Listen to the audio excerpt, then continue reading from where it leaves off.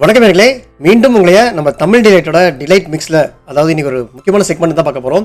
So அதனால் நம்ம delight மிக்ஸில் வந்து நம்ம பார்க்கலாம். அதாவது உங்களுக்கே தெரியும், இந்த மார்ச் 27ங்க கிட்டத்தட்ட ஒரு 2 முக்கியமான படங்கள் வந்து ரிலீஸ் ஆகிறதா இருந்தது.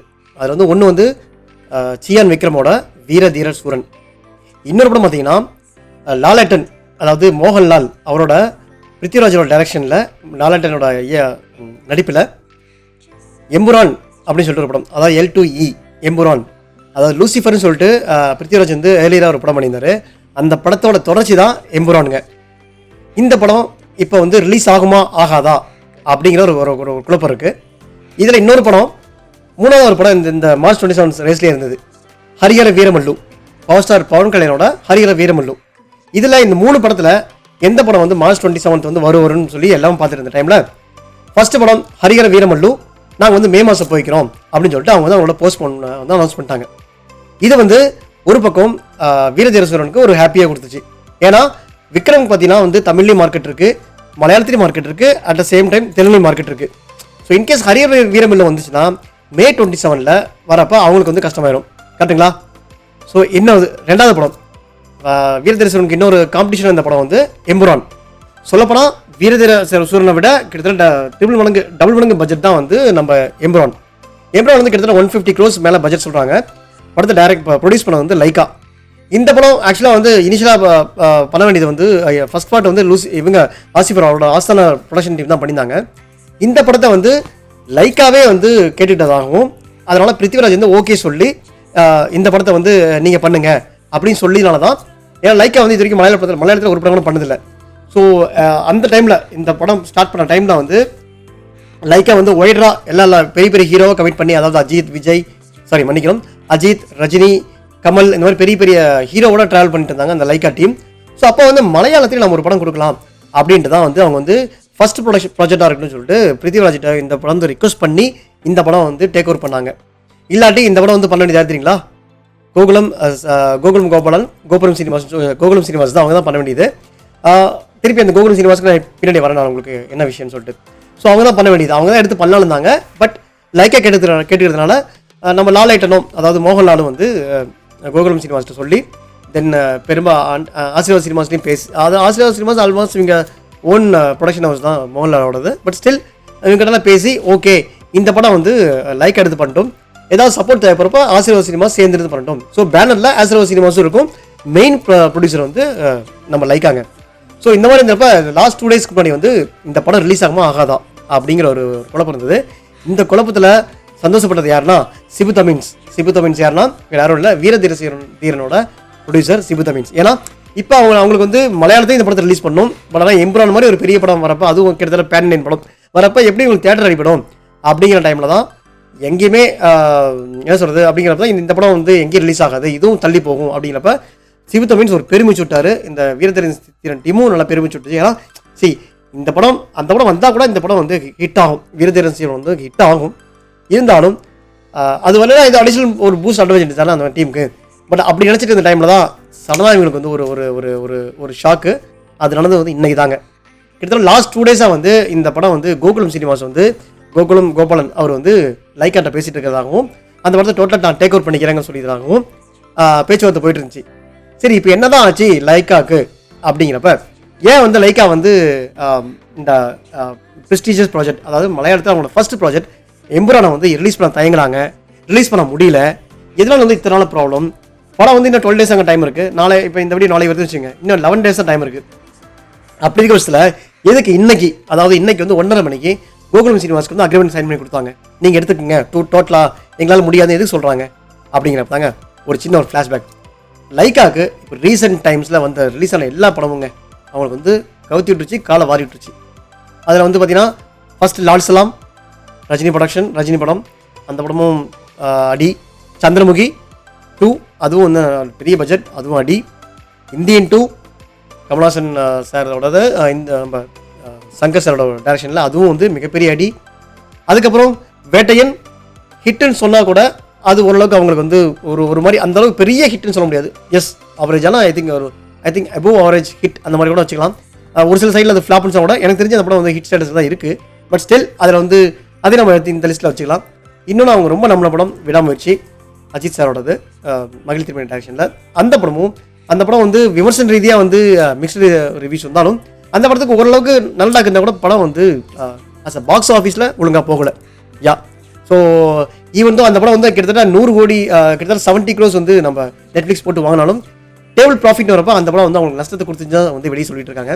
ஸோ தட் இதெல்லாம் இந்த கண்டினியூஸ் இது இருக்கிறப்ப இந்த படத்தில் வந்து அவங்க வந்து ரிலீஸ் பண்ண வந்து டேரெக்டாக வந்து அவங்க ஓவர்சீஸும் சரி இங்கேயும் சரி இந்தியாவில் பண்ணுறப்ப வந்து லைக் தமிழ்நாட்டில் பண்ணுறப்போ வந்து ரெட் ஜெயண்ட் மூவிஸோட கோஆப்ரேட் பண்ணி தான் இந்த படம் பண்ணாங்க ரிலீஸு. இந்த படங்கள் எல்லாமே ஓவர்சீஸ் பண்ணுறப்போ ஓன் ரிலீஸ் பண்ணாங்க. ஸோ இப்போ இந்த படம் எம்புரான் வந்து நம்ம பண்ணலாம் அப்படிங்கிறப்ப பார்த்தா எல்லா டிஸ்ட்ரிபியூட்டருக்கும் சரி எல்லாருமே சரி அந்த பழைய படத்தோட இது கேட்பாங்கல்ல, நஷ்ட கணக்கெலாம் கேட்பாங்கல்ல, எங்களுக்கு அதுக்கு வந்து இது டிமாண்ட் பண்ணி கொடுங்க, அது வந்து ஈடுபடுத்தி கொடுங்க, அதுக்கு என்ன லாஸ், அதுக்கு என்ன பேசலாம் அப்படிங்கிறப்ப இவங்களால வந்து அடுத்த ஸ்டெப் எடுத்துக்க முடியல. இன்னும் படம் ரிலீஸ் ஆகிறதுக்கு இன்னும் 12 days, அதாவது நாளைக்கு இந்த வீடியோ வரப்போ 11 days இருக்கும். இப்போ இருக்கிற இந்த ஷார்ட் பீரியடில் இன்னும் ட்ரைலர் கூட படத்தை வந்து ரிலீஸ் பண்ணாமல் இருக்காங்க. ரிலீஸ் ட்ரைலர்னு சொல்லிட்டு இன்னொன்று ட்ரைலர் ஈவெண்ட் ஒன்று வைப்பாங்க பெருசாக. அதாவது இப்போ இல்லை விடாமுயற்சி படத்துக்கு வந்து அவங்க வந்து இந்த மாதிரி பிளான் பண்ணாங்க. பட் அதான் இந்த படத்துக்கு எம்புரான் படத்துக்கு வந்து பண்ண முடியல. விடாமுயற்சி படம் பண்ணிட்டு சொன்னாங்க எம்புரானுக்கு வந்து அவங்க பெரிய ப்ரொமோஷன் பண்ணுவோம்னு சொல்லி ஆன் ஸ்டேஜில் சொன்னாங்க. ஈவன் அது பிருத்திவிராஜ் கூட வந்து நான் நம்ம படத்துக்கு இந்த படம் விடாமுயற்சி ப்ரொமோஷன் பயங்கரமாக இருக்குது, இந்த படத்துக்கு நான் ப்ரொமோஷன் எதிர்பார்க்கணும்னு சொல்லிட்டு. பட் ஆனால் விடாமுயற்சி ரிலீஸ்க்கு அப்புறம் நம்ம லைக்கா ப்ரொடக்ஷன்ஸ் வந்து அதிகமாக வந்து அந்த படத்து மேலே ஈடுபாடே கொடுக்கல. இன்னொன்று வந்து படத்துக்கு உள்ள ப்ரொமோஷன்ஸுக்கும் அதிகம் ஹெல்ப் பண்ணல. நாட் ஒன்லி விடாமுயற்சி அதர் படங்களுக்கும் அந்த மாதிரி தான் பண்ணாங்க. ஸோ மோகன்லாலுக்கே பர்சனலாக ஒரு ஒரு ஒரு டவுட் வந்துருச்சு, இந்த படம் வந்து நம்ம இப்போ அவங்க கையில் கொடுத்துருக்கோம், பட் ஆனால் இது வந்து அவங்க வந்து கொடுப்பாங்களா, ப்ராப்பராக பண்ணி கொடுப்பாங்களா ஒரு விஷயம். இன்னொரு விஷயம் என்னென்னா இந்த படம் இப்போ இந்த படம் பண்ணிட்டு இருக்க டைமில் வந்து லைக்கா வந்து மிகப்பெரிய ஒரு ஒரு ஒரு நஷ்டத்தில் இருந்தாங்க. அதான் அந்த வரிசையாக ஒரு படம் ரிலீஸ் பண்ணியிருந்தாங்களா, எல்லா இதுலேயுமே வந்து அவங்க வந்து பேக்லாக்காக மீன்ஸ் ப்ராஃபிட் ஆகாமல் இருக்கிறதுனால எம்புரானே க்ளோஸ் பண்ண முடியல. ஸோ அப்போ என்ன பண்ணாங்களா, நம்ம மோகன்லாலோட ஓன் ப்ரொடக்ஷன் ஹவுஸ்னே வச்சுக்கலாம், ஆசீர்வாத் சினிமாஸ்னு சொல்லிட்டு ஆண்டனி பெரும்பாவூர், அவர் இந்த படத்துக்கு 75 crores கிட்டத்தட்ட முதலீடு பண்ணியிருந்தாரு இந்த படம் க்ளோஸ் பண்ணுறதுக்கு, ஃபைனல் பண்ணி முடிக்கிறதுக்கு. ஸோ படம் ரிலீஸ் ஆகிறப்ப அது கூட 75 crores கொடுக்கணும்ல, அது கூட அவங்களால வந்து லைக்கா ப்ரொடக்ஷன்லாம் கொடுக்க முடியலன்னு சொல்லிட்டாங்க, கை விரிச்சிட்டாங்க. ஸோ இந்த மாதிரி கண்டிஷனில் இப்போ 75 crores இல்லாமல் படத்தையும் நம்ம ரிலீஸ் பண்ண முடியாது ஒரு விஷயம். ஸோ ஓகே அதை நம்ம விட்டுடலாம், அட்லீஸ்ட் நீங்கள் வந்து அடுத்த ரிலீஸ் கூட அடுத்தடுத்த முயற்சிகள் பண்ணுங்க அப்படின்னா அதுவும் பண்ண முடியாது.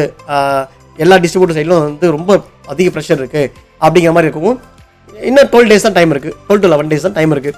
உங்களுக்கு தெரியும் இப்போ அப்ராட் கண்ட்ரீஸ்லாம் வந்து அரப் கண்ட்ரீஸ்லாம் வந்து இந்த நமாஸ் லைக் ஈடுக்குண்டான லைக் இது போயிட்டுருக்கு, உங்களுக்கு தெரியும் நோன்பு காலம் போயிட்டுருக்கு. ஸோ அங்கே வந்து நிறைய ஹாலிடேஸ் இருக்கும்.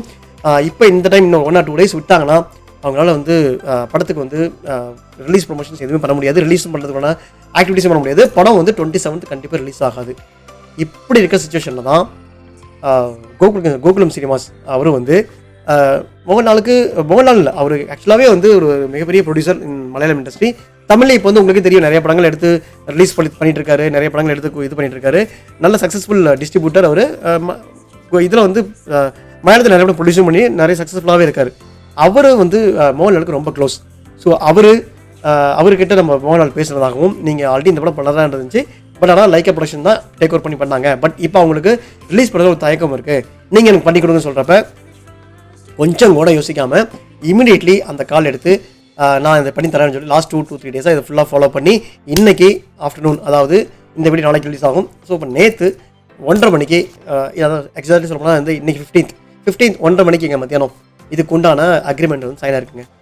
ஸோ அப்போ நீங்கள் பார்த்துக்குங்க எவ்வளோ ஒரு போராட்டம் நடந்திருக்குன்னு பார்த்துங்க. பட் ஆனால் எனக்கு தெரிஞ்சு இந்த படம் வந்து லைக்கா வந்து இவங்களுக்கு வந்து எழுதி கொடுத்துட்டா கூட இது வந்து சொல்லப்போனால் இவங்களுக்கு வந்து ஒரு மிகப்பெரிய லாஸ்ன்னு தான் நான் சொல்லுவேன். ஏன்னா இது அவங்களுக்கு தெரியும், எழுதி கொடுக்குறப்பே தெரியும். என்னன்னா இந்த படம் கண்டிப்பாங்க மற்ற படங்கள் இப்போ எப்படி இந்தியன் 2ஓ இல்லை சந்திரமுகியோ இல்லை விடாமுயற்சி எல்லாமே எதிர்பார்த்தோம், பட் போகலை. பட் இவங்களாம் வந்து இவங்களாம் வந்து போடலாம் கூட இந்த படம் கண்டிப்பாக வந்து மிகப்பெரிய ஹிட் ஆகும், கண்டிப்பாக அடி சொல்கிறாங்க, கண்டிப்பாக ஒரு பெரிய படமாக போகும் எனக்கு நம்பிக்கை இருக்குது. ஏன்னா இது ஒரு பேன் இண்டியன் ஃபிலிம் மோர் தென் இது வந்து பிருத்திவிராஜோட டைரக்ஷன் படம், சரிங்களா. பிருத்திவிராஜ் வந்து ஒரு ஃபேன் பாயாக பண்ண படம் தான் வந்து ஃபஸ்ட்டு படம். பிருத்திவிராஜை வந்து மோகன்லால் வந்து ரொம்ப பிடிக்கும், அவரை வந்து ஒரு அவரோட ஃபேன் பாய் தான் அவர் வந்து இவருன்னு சொல்லிட்டு ரொம்ப ஒரு இதாக வச்சு தான் லூசிஃபர் எடுத்தார். இப்போ அதோட செகண்ட் பார்ட் கன்யூங்கிறப்ப உங்களுக்கு தெரியும் இது வந்து எந்த அளவுக்கு ஒரு மாஸ் எலிமெண்ட்டாக இருக்கும். இன்னொன்று இது பேன் இண்டியா வைஸ் ரிலீஸ் ஆகுது, ஹிந்தி வரைக்கும் போகுது, தமிழ் தெலுங்கு ஹிந்தி மலையாளம் எல்லா லாங்குவேஜ்லும் கண்டிப்பாக இந்த படம் வந்து ஒரு மிகப்பெரிய ஹிட் ஆகும். அந்த படத்தை உண்டான லாபத்தை பிடிக்க தவறிட்டாங்கன்னு தான் நான் லைக்காக சொல்லுவேன். லைக்கா ப்ரொடக்ஷன் நினச்சாங்கன்னா அவங்க வந்து அவங்களுக்கு உண்டான இந்த இதெல்லாம் வந்து ஒரு சின்ன ஒரு அமௌண்ட்டே இல்லை, பெரிய ஒரு அமௌண்ட்டே இல்லை, ஈஸியாக வந்து சால்டர் பண்ணலாம். பட் ஏன் அவங்க தயங்கினாங்கன்னு தெரியல. பட் ஏன்னோ at the end Gokulam cinemas தான் வந்து இந்த படத்தை வந்து கோகுலம் கோபாலம் அவங்க தான் வந்து படத்தை ரிலீஸ் பண்ணுறாங்க. கண்டிப்பாக இது ஷூர் ஷாட் மிகப்பெரிய பிளாக் பஸ்டர் ஆகும். இந்த படத்துக்கு நான் ப்ரொமோஷன்ஸ் இப்போ வந்து இன்னும் தொடங்கலை, மேபி இன்னும் 1 or 2 days தொடங்குவாங்கன்னு நினைக்கிறேன். கம்மிங் March 20 or 21 வந்து மும்பையில் ரொம்ப கிராண்டியராக ட்ரெய்லர் லான்ச் வந்து பிளான் பண்ணிட்டுருக்காங்க.